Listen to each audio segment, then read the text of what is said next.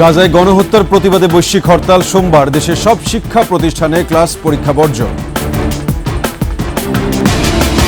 শুল্ক ইস্যুতে 48 ঘন্টার মধ্যে ট্রাম্পকে চিঠি দেবে প্রধান উপদেষ্টা কার্যালয়, জানালেন প্রেস সচিব। পুতুলের বিরুদ্ধে 33 কোটি টাকা আত্মসাতের অভিযোগ, টিউলিপের অনুপস্থিতি অপরাধমূলক পলায়ন।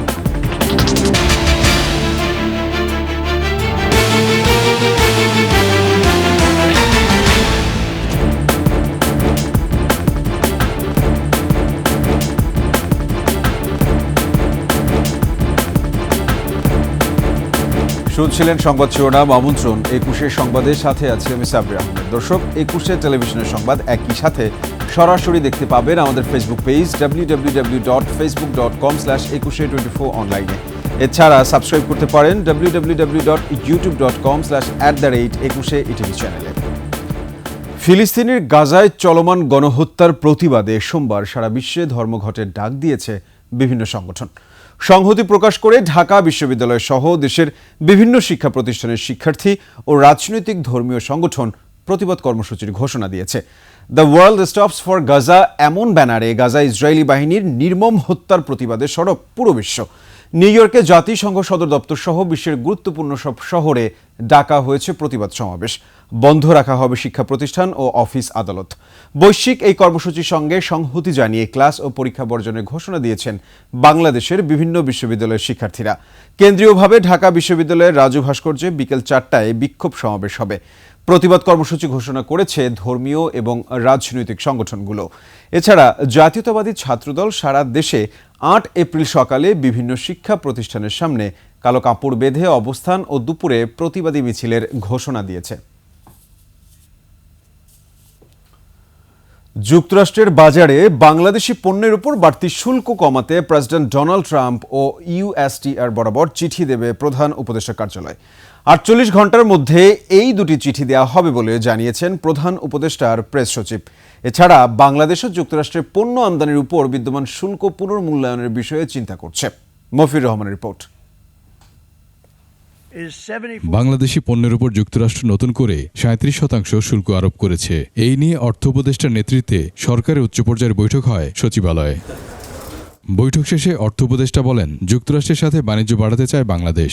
অফিসিয়াল রেগুলেটরি অনেক রকম সুবিধা অসুবিধা থাকে, সেগুলি যাতে কোনো আমেরিকান ব্যবসায়ীদের এগুলির সম্মুখীন না হয়। পরিকল্পনা ও বাণিজ্য উপদেষ্টা বলেন, পুনর্মূল্যায়ন করা হবে মার্কিন পণ্যের উপর বিদ্যমান শুল্ক।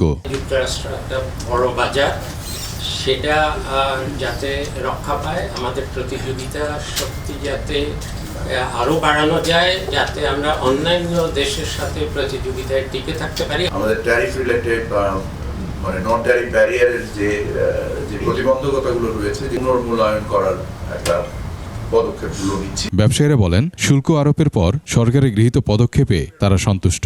বিজনেস কমিউনিটির সঙ্গে আমাদের যে আলোচনা হয়েছে, সেখানে আমরা সকলে একই সমতলে আছি।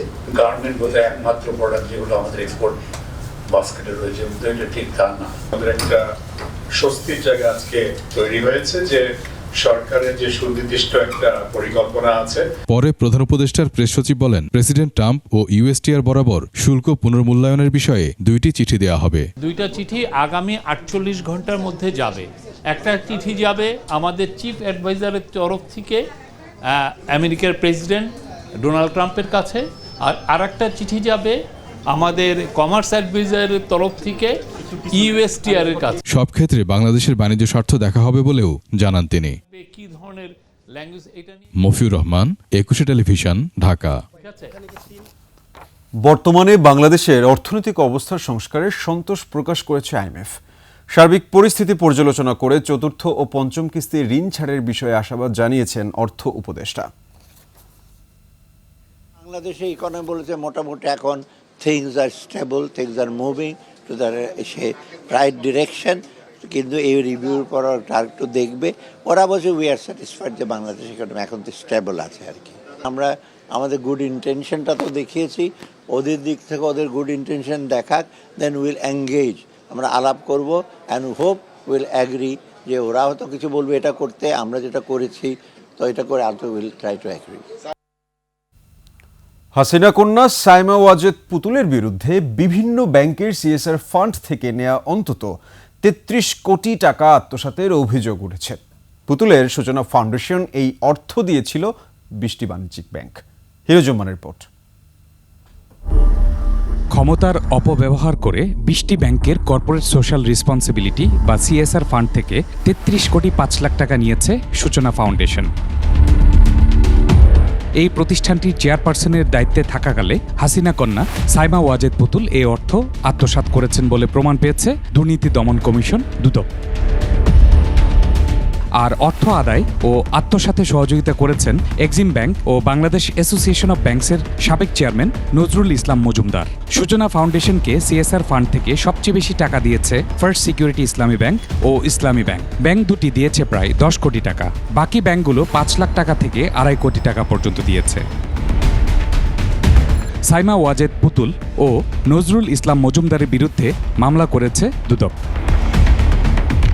হিরোজুম্মান, একুশে টেলিভিশন, ঢাকা। সাবেক প্রধানমন্ত্রী শেখ হাসিনাকে ফেরত আনতে আন্তর্জাতিক বিচারিক প্রক্রিয়া অবলম্বন করবে দুদক। একই সাথে টিউলিপ সিদ্দিকীর আদালতে অনুপস্থিতি অপরাধমূলক পলায়ন বলে বিবেচিত হবে বলে জানিয়েছেন দুদক চেয়ারম্যান। এদিকে সাবেক মন্ত্রী হাসান মাহমুদের বিরুদ্ধে মানি লন্ডারিংয়ে ২টি মামলা হয়েছে। একই সঙ্গে অনুসন্ধান করা হবে ক্রিকেটার সাকিব আল হাসানের দুর্নীতির বিষয়েও। আদিত্য মামুনের রিপোর্ট।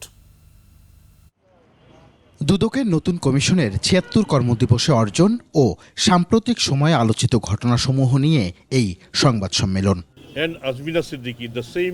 ব্রিটেনে দুর্নীতির অভিযোগ উড়িয়ে দিতে পারেননি বলেই টিউলিপ সিদ্দিক পদত্যাগ করেছেন উল্লেখ করে কমিশনের চেয়ারম্যান বলেন, চিঠি লিখে মামলার নিষ্পত্তি হবে না, বরং আদালতেই মামলার পরিণতি নির্ধারণ হবে। দুর্নীতি দমন কমিশন মিস টিউলিপ সিদ্দিকীকে ইতিপূর্বেই জানিয়ে দিয়েছে আদালতে হাজির হয়ে তারা যেন অনুগ্রহ করে এই অভিযোগের মোকাবেলা করেন। সাবেক প্রধানমন্ত্রী শেখ হাসিনার নামে দুদকে মামলা থাকায় তাকে ফেরাতে আন্তর্জাতিক বিচারিক প্রক্রিয়া অবলম্বন করার কথাও জানায় দুদক। আমার কাছে সাবেক প্রধানমন্ত্রী শেখ হাসিনা কিংবা দুর্নীতিগ্রস্ত একজন সাধারণ জনগণের মধ্যে কোনো তফাৎ নাই। আসামি অ্যাবসকন্ডিং হয়ে থাকে, তাহলে সেক্ষেত্রে সে আসামিকে আনার জন্য আরও প্রক্রিয়া আছে, ইন্টারপোল আছে এবং অন্যান্য যত সব প্রক্রিয়া আছে আমরা অনুসরণ করব। এদিকে দুদকে সাবেক পররাষ্ট্রমন্ত্রী হাসান মাহমুদ ও তার স্ত্রীর ব্যাংক হিসাবে ৭১২ কোটি টাকার অস্বাভাবিক লেনদেনের অভিযোগে ২টি মামলা হয়েছে। ৯টি ব্যাংক হিসেবে আমরা ২৯ কোটি টাকার অস্বাভাবিক লেনদেন আমাদের চোখে পড়েছে। দ্বিতীয় মামলাটিতে দেখা যাচ্ছে ৫৬টি অ্যাকাউন্টে ৬৮৩ কোটি টাকার অস্বাভাবিক লেনদেন পরিলক্ষিত হয়েছে এবং তিনি যখন পররাষ্ট্রমন্ত্রী ছিলেন সেই সময় ঘটনাটি ঘটেছে। এক সময়ে দুদকের ব্র্যান্ড অ্যাম্বাসেডর সাকিব আল হাসানও আসামি হতে পারেন বলে জানানো হয় সংবাদ সম্মেলনে। আমাদের অনুসন্ধান পর্যায়ে আছে, অনুসন্ধানের পরে বোঝা যাবে। আদিত্য মামুন, একুশে টেলিভিশন, ঢাকা। নিচ্ছি সংবাদ বিরতি। যখন ফিরছি তখন অন্যান্য সংবাদের সঙ্গে আরও যা থাকছে। ট্রাম্প বিরোধী বিক্ষোভে উত্তাল যুক্তরাষ্ট্র, ইলন মাস্কের অপসারণ দাবি। আমন্ত্রণ আবারও একুশে সংবাদে। আঞ্চলিক সাম্প্রদায়িক সম্প্রীতি বজায় রাখতে ভারতের পার্লামেন্টে পাশ হওয়া মুসলিম ওয়াকফ আইন পুনর্বিবেচনা করতে দেশটির প্রতি আহ্বান জানিয়েছেন বিএনপির স্থায়ী কমিটির সদস্য সালাউদ্দিন আহমেদ। সাম্প্রদায়িক সম্প্রীতি বজায় রাখার পদক্ষেপ নেওয়ার জন্য, কারণ ভারতের যে কোনো রকমের এরকম কোনো পরিস্থিতি সৃষ্টি হলে সেটার প্রভাব বাংলাদেশেও এসে পড়ে। সেই জন্য আমাদের এখানে উদ্বিগ্ন হওয়ার এটাই একটা কারণ, যাতে আঞ্চলিক সাম্প্রদায়িক সম্প্রীতি বজায় থাকে এবং কোনোভাবে যেন এটার প্রভাব আমাদের এই ভূখণ্ডে এসে না পড়ে। সোমবার সকাল 11টার মধ্যে সরকারের কোনো প্রতিনিধি শহীদ মিনারে এসে কথা না বললে প্রধান উপদেষ্টার বাসভবন যমুনা ঘেরাও করার আলটিমেটাম দিয়েছে বিডিআর কল্যাণ পরিষদ। 2 দফা দাবিতে কেন্দ্রীয় শহীদ মিনারে অবস্থান কর্মসূচি পালন করে এই আলটিমেটাম দেন সংগঠনের সভাপতি ফয়জুল আলম সবুজ। এ সময় 18,519 জনকে চাকরিতে পুনর্বহাল ও ক্ষতিপূরণ এবং রাষ্ট্রীয় সুযোগ সুবিধা নিশ্চিত করার দাবি জানানো হয়। এছাড়া মিথ্যা সাক্ষ্যের ভিত্তিতে দণ্ডিত নিরপরাধ জেলবন্দীদের অবিলম্বে মুক্তি দেওয়ার কথাও 2 দফা দাবিতে উল্লেখ করা হয়।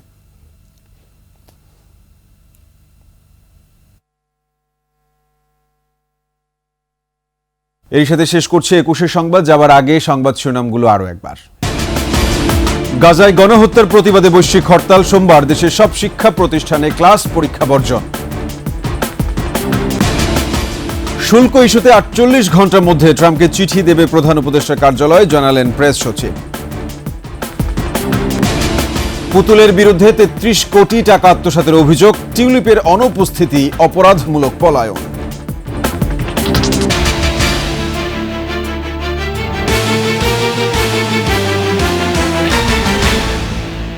দর্শক, সর্বশেষ সংবাদ জানতে ডায়াল করুন 202 নম্বরে আর ভিজিট করুন 21-tv.com এই ওয়েবসাইটে। ফেসবুকে ভিজিট করতে পারেন www.facebook.com/2124 অনলাইনে। এছাড়া সাবস্ক্রাইব করতে পারেন www.youtube.com/@21etv চ্যানেলে। এতক্ষণ সঙ্গে থাকার জন্য সবাইকে ধন্যবাদ। পরবর্তী সংবাদ দেখার আমন্ত্রণ রইল। সেই সাথে 21 টেলিভিশনের পর্দায় ফোনো লাইভ স্টুডিও কনসার্টের আয়োজন দেখার আমন্ত্রণ রইল। 21-এর সাথেই থাকুন।